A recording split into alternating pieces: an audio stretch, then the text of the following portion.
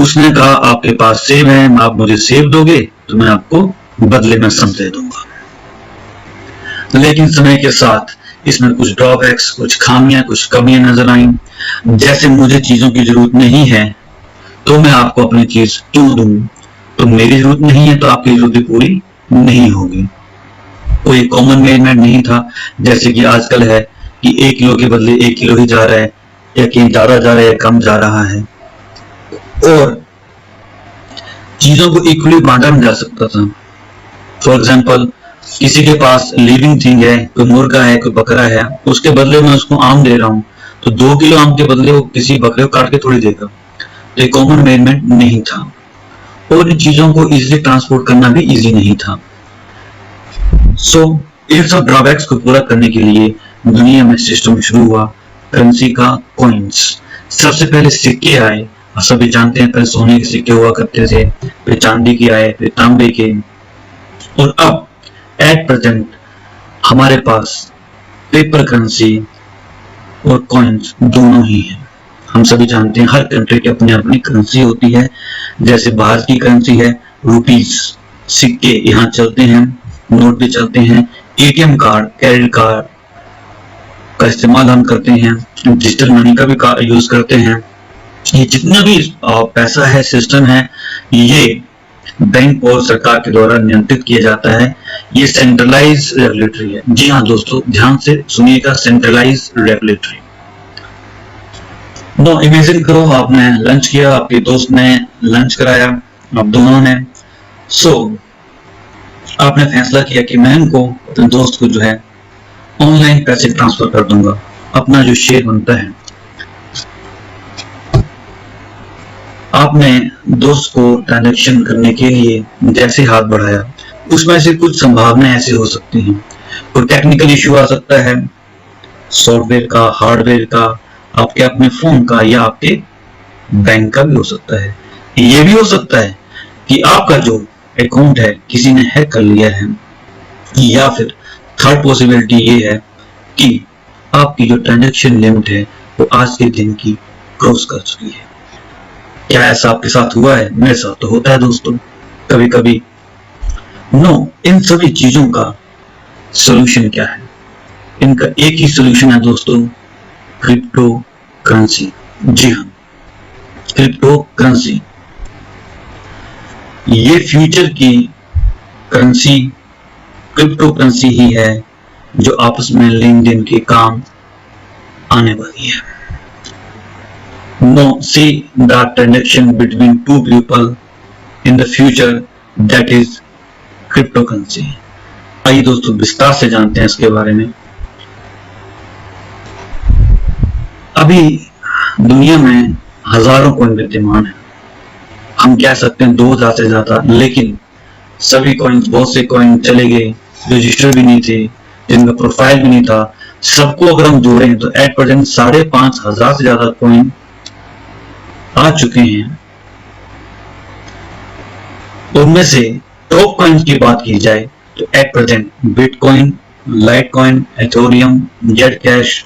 तो exactly crypto currency होती क्या है दोस्तों? क्रिप्टो करेंसी एक डिजिटल या वर्चुअल करेंसी है जो कि एक्सचेंज का मीडियम है।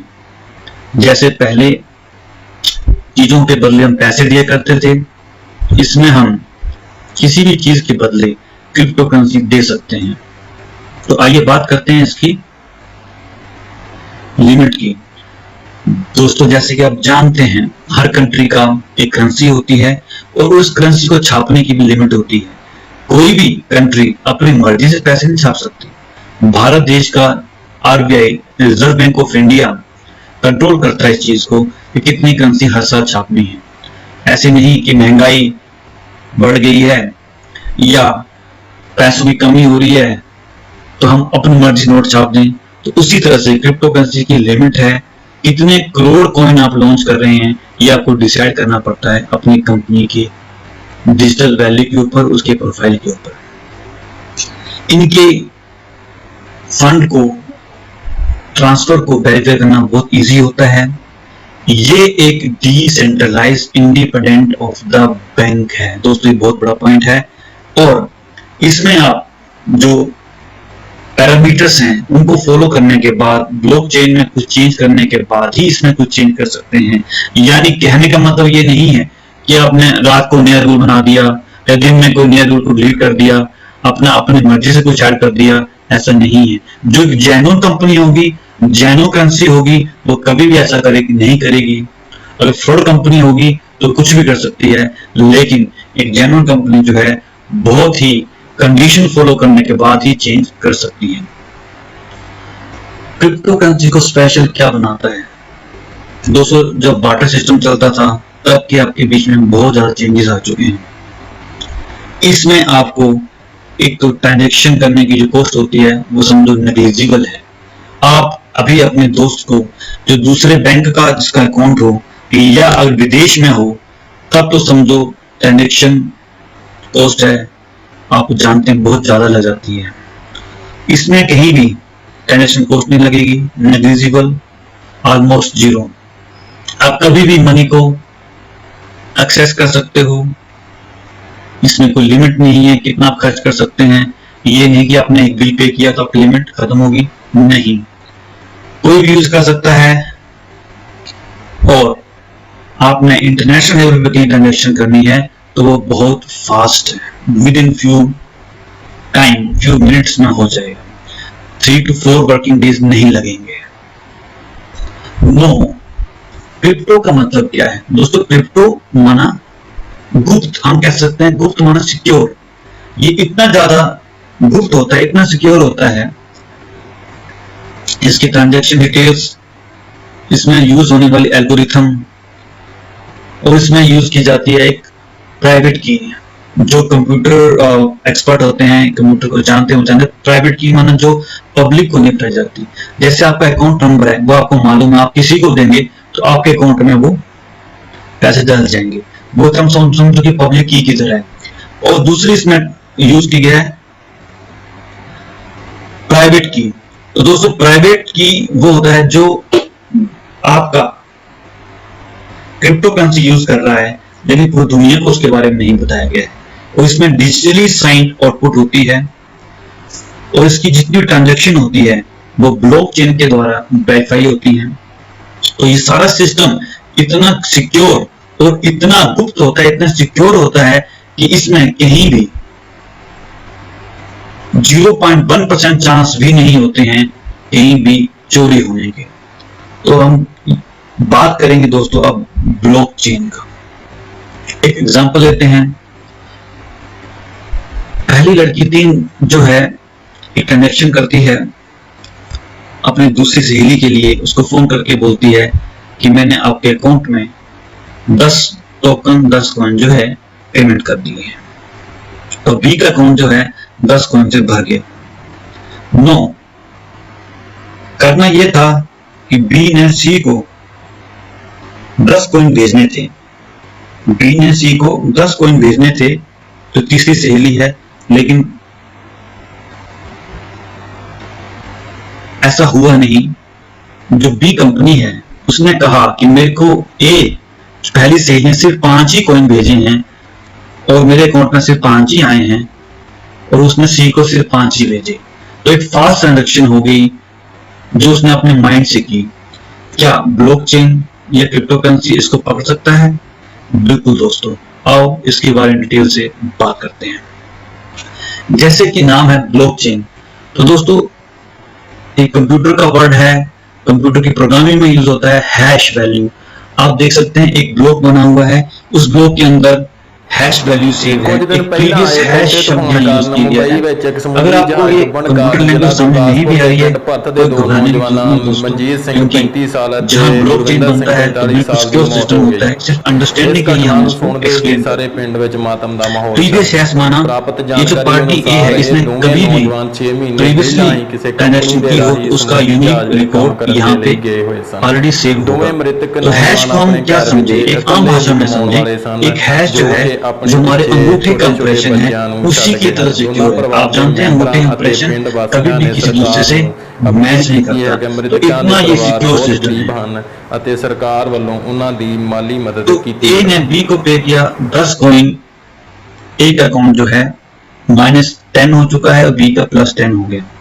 आप देख रहे हैं कि इसका जो हैश है वो दूसरे के प्रीवियस हैश में जाके सेव होकर बिल्कुल मैच कर रहा है।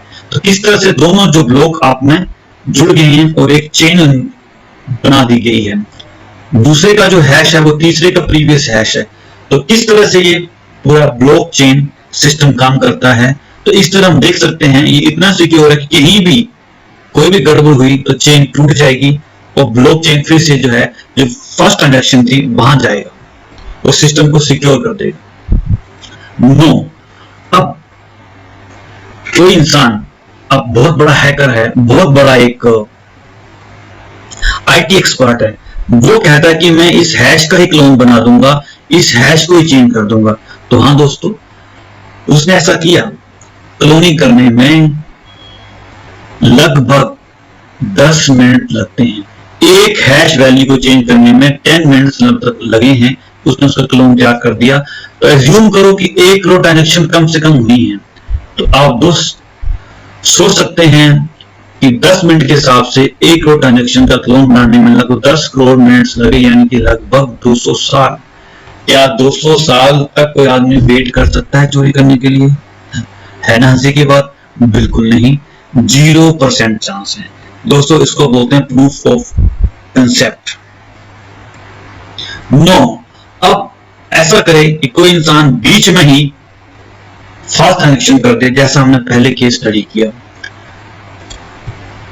तो हमारा जो ब्लॉकचेन है इसकी मल्टीपल कॉपीज बना देता है। ये ओपन लेजर फाइल है, यानी कि ए ने बी को 10 कॉइन दिए, इसकी कॉपी आपके पास भी है, इसकी कॉपी बी के पास भी है, इसकी कॉपी सी के पास भी है। जैसे सेकंड ट्रांजैक्शन हुई, इसकी कॉपी ए के पास भी आ गई, इसकी कॉपी बी के पास भी आ गई, इसकी कॉपी सी के पास भी आ गई। और जैसे ही थर्ड ट्रांजैक्शन हुई दोस्तों, इसकी कॉपी सबके पास चलेगी। नो, देयर आर 0% चांस कि कोई सेकंड पार्टी झूठ बोलता है। और खुदा ना खास्ता बीच वाला पर्सन जो है वो फास्ट ट्रांजैक्शन कर देता है।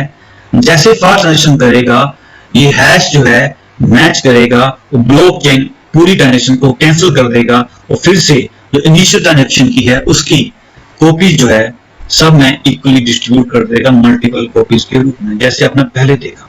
तो दोस्तों 0% चांस होते हैं चोरी करने के। तो ब्लॉकचेन इतना सिक्योर सिस्टम है, आप कहीं भी ना क्लोनिंग कर सकते हैं, ना कॉपी कर सकते हैं, ना फास्ट ट्रांजैक्शन कर सकते हैं। एक ओपन लेजर